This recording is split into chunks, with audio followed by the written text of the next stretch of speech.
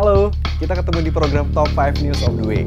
Ya, buat kalian yang nggak sempet mantengin berita seminggu terakhir ini, gua rangkum ini 5 berita yang mungkin kelewat sama kalian. Yang pertama langsung dari istana.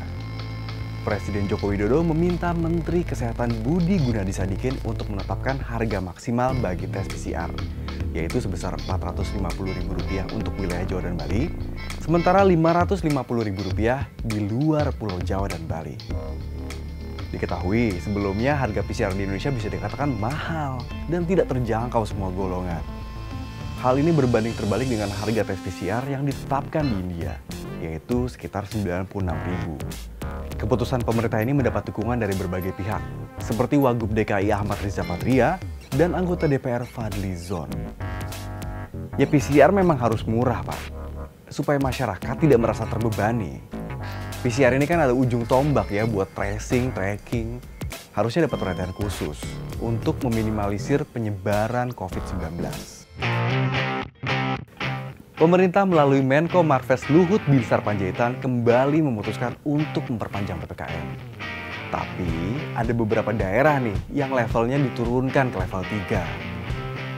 Jakarta sendiri sudah keluar dari zona merah dan memutuskan untuk meniadakan penyekatan dan kembali menggunakan sistem ganjil genap di beberapa jalan protokol. Meskipun belum ada sanksi tilang, aturan PPKM juga kembali dilonggarkan. Setelah pekan lalu, pusat perbelanjaan kembali dibuka, minggu ini restoran di mal diperbolehkan melayani makan di tempat.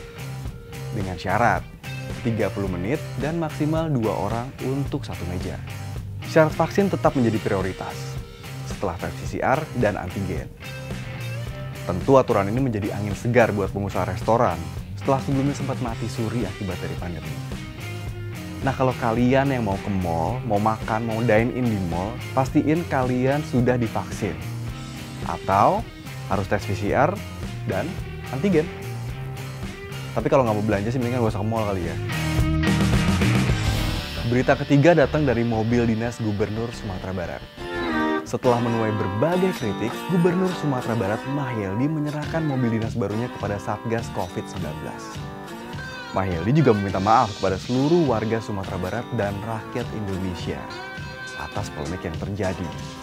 Menurut Mahyeldi, persoalan mobil dinas sudah menimbulkan keresahan dan jadi pembicaraan publik sehingga harus segera disudahi. Mobil dinas itu akhirnya diserahkan secara resmi kepada Ketua Satgas COVID-19 Sumatera Barat di kantor gubernur pada hari Kamis kemarin.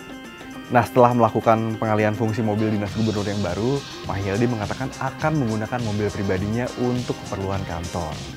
Ya, memang sebaiknya semua ASN lebih meningkatkan keprihatinan dan solidaritas di tengah pandemi saat ini.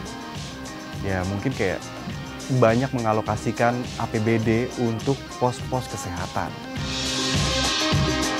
Berita keempat, kita balik ke Jakarta. Setelah sempat ditunda, akhirnya Gubernur DKI Jakarta Anies Baswedan kembali memastikan ajang balap internasional Formula E digelar Juni 2022 mendatang. Sejauh ini, Pemprov DKI telah mengucurkan dana hampir 1 triliun. Event internasional ini memang sudah mengundang polemik karena besarnya biaya yang dianggarkan.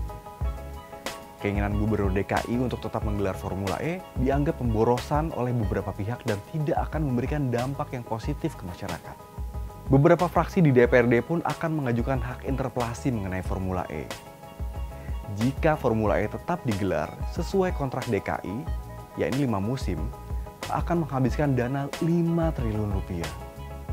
Oh, itu besar banget dana itu untuk ajang internasional. Mudah-mudahan kalau memang jadi digelar, itu bisa memberikan dampak balik yang positif untuk Jakarta dan Indonesia. Seperti yang kita tahu, Afghanistan sekarang sudah dikuasai oleh Taliban. Bahkan, Presiden Afghanistan sendiri, Ashraf Ghani, kabur dari negaranya saat Taliban memasuki kota Kabul akhir pekan lalu. Dikuasainya Afghanistan oleh Taliban memicu situasi politik dan krisis kemanusiaan. Afghanistan sendiri masuk dalam peringkat pertama negara tidak aman di dunia. Berbagai isu miring tentang adanya kekuatan asing di balik berkuasanya Taliban terus-menerus berhembus. Apalagi disinyalir Afghanistan memiliki cadangan mineral mencapai 1 triliun dolar Amerika. Nah, itu 5 berita terpopuler minggu ini. Yang mana berita kalian? Tulis komen di bawah ya.